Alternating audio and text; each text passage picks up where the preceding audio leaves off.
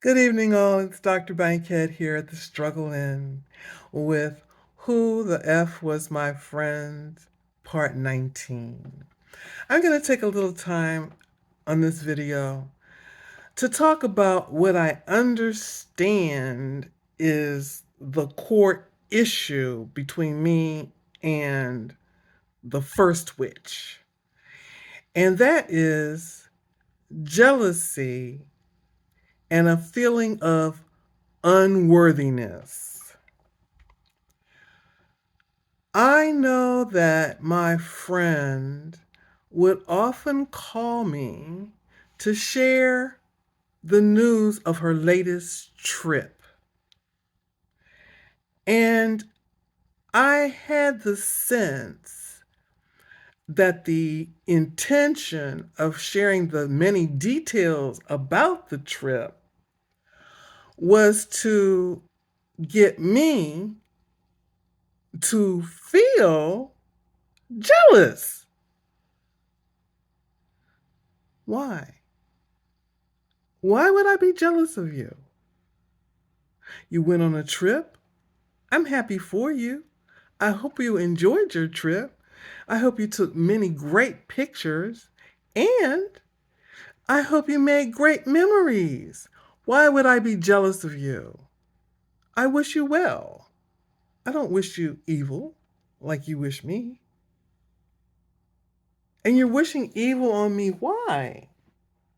Honey, you have a 5-bedroom house. You have a fully furnished basement.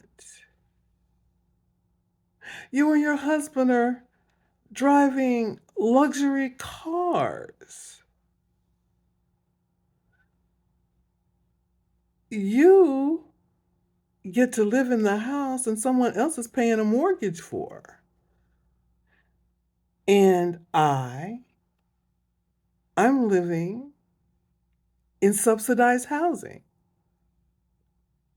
I receive maybe $1,200 a month. That's it.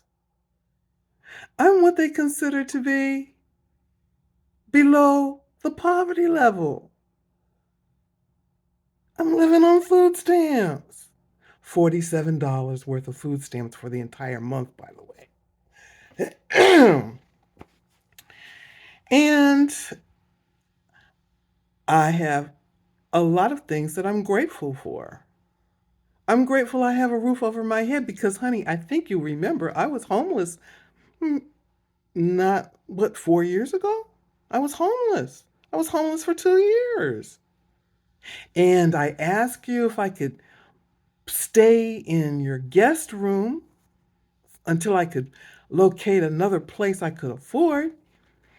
But you were unable to open your door to me. And I understood that because you said you could have family. In fact, you said that you have a book and you write prayers in them and the prayers are always answered, and you had a feeling that one of your children was going to have to come back home. And I understood that. I have no problem with that. Hey, it's your house. I understand. Everybody doesn't want people in their homes, and I understand that too. I have no problem with that. All I'm saying is, honey, I've been struggling.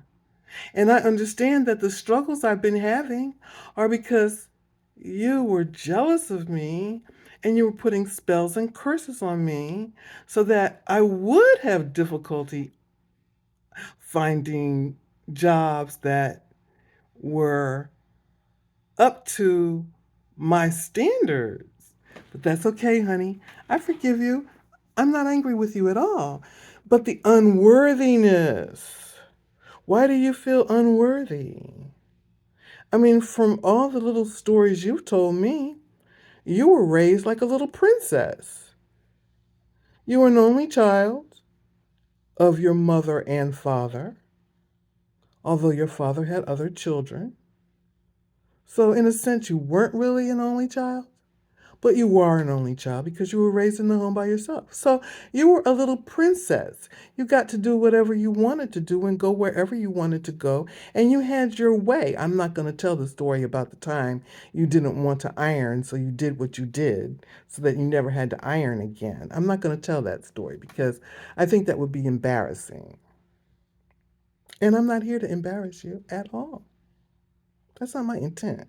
My intent, which I stated earlier, was to show the light workers what it looks like to have spells put on them and to teach the witches what it's like when you F with God's anointed. He said, touch not my anointed and do my prophets no harm. Yes, dear. I've studied the Bible.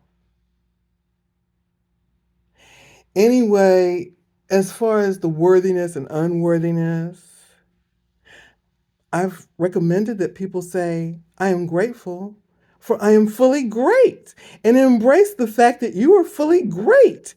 Acknowledge the fact, excuse me, who you are, and recognize your gifts and your talents. Everyone is unique. We are all unique individuals. My gifts and my talents are my gifts and my talents. You need to discover yours. And perhaps if you would enter into the process of the dark night of the soul, you might discover who you really are. All right?